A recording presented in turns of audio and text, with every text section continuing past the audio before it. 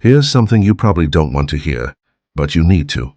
Right now, at this exact moment, there are people in your life who have access to your trust, your routines, your home, and your vulnerabilities, and they got that access using techniques so subtle you never even felt them happening.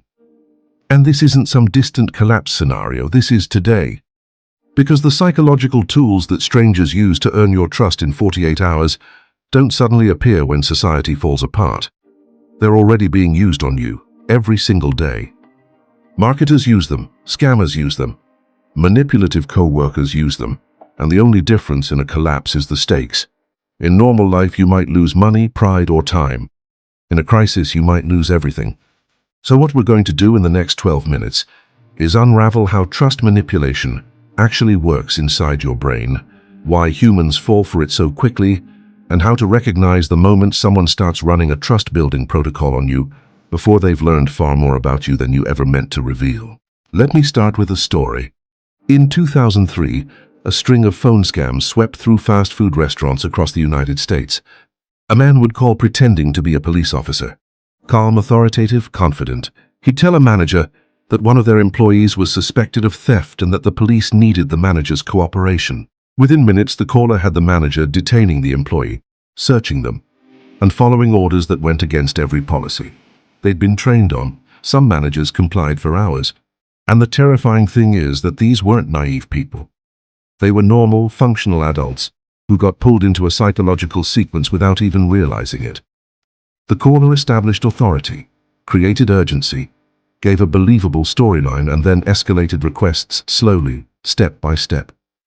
By the time managers realized what was happening, if they ever did, they were already too deep into compliance to pull themselves out. This wasn't stupidity, it was neurology. Your brain is not designed to be skeptical. Humans evolved in small tribes, where survival depended on forming bonds quickly and cooperating instinctively. Individuals who trusted too slowly or refused to integrate were pushed out, and in ancient environments, exile often meant death.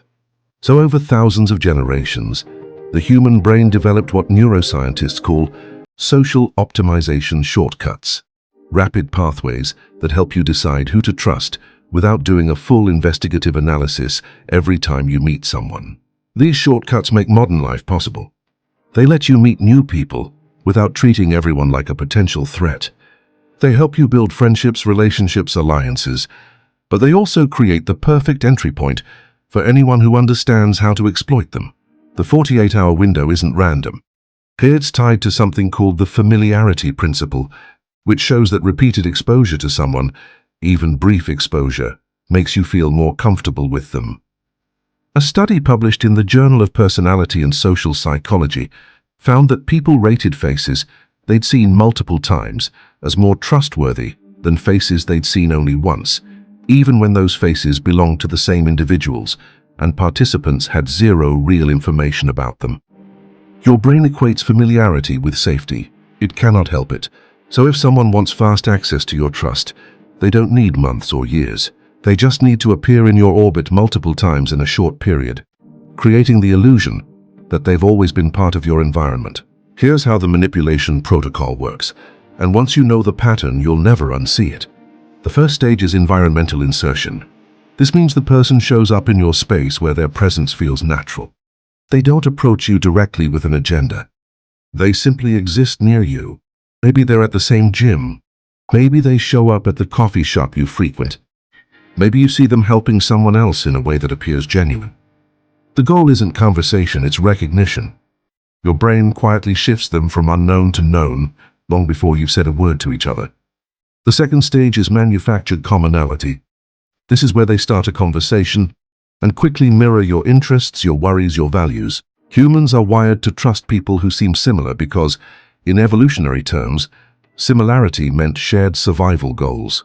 This is why effective manipulators ask questions and let you do most of the talking. They watch your reactions. They latch onto your emotions. If you mention preparedness, they care about preparedness. If you mention family, they feel the same way. If you express frustration or fear, they've been through that too. They create the sense that you finally met someone who gets you, even though you've only known them for minutes. Stage 3 is reciprocity triggering. They give you something, Information, help, a tip that seems useful, a warning you didn't know you needed. Humans are hardwired to return favors, even unwanted ones. The moment someone provides value, you feel an unconscious pull to trust them, to balance the psychological ledger. And the manipulator does this early. They don't wait until you're completely comfortable. They strike during the early window where your brain is still building its internal profile of them. Stage 4 is vulnerability disclosure. This is where the trap tightens. They share something personal, something that sounds honest, even fragile. Maybe they confess a fear, a hardship, a mistake. This is intentional. When someone reveals a vulnerability, your brain interprets it as trust. And when someone trusts you, you feel compelled to trust them back. That's when you open up. You share something about your life, your plans, your resources. All the while, they're gathering information. By hour 36 to 48, the cycle is complete. You've seen them multiple times. You've talked, you've shared. They've helped you, you've bonded. And if I stopped you in that moment and asked, why do you trust this person? Your answer would almost always be vague. They seem genuine. I just have a good feeling. They've been helpful, but none of that is evidence. It's just emotional residue from a psychological sequence you were never taught to recognize. Not everyone who creates quick rapport is a manipulator. Some people are naturally warm, curious, empathetic. The difference is intent. A trustworthy person stays consistent over time. They don't push boundaries.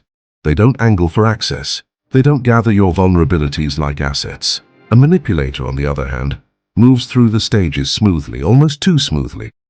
Their questions have a purpose. Their helpfulness has a cost. And the clearest warning sign, they react poorly when you set boundaries, because boundaries break the spell.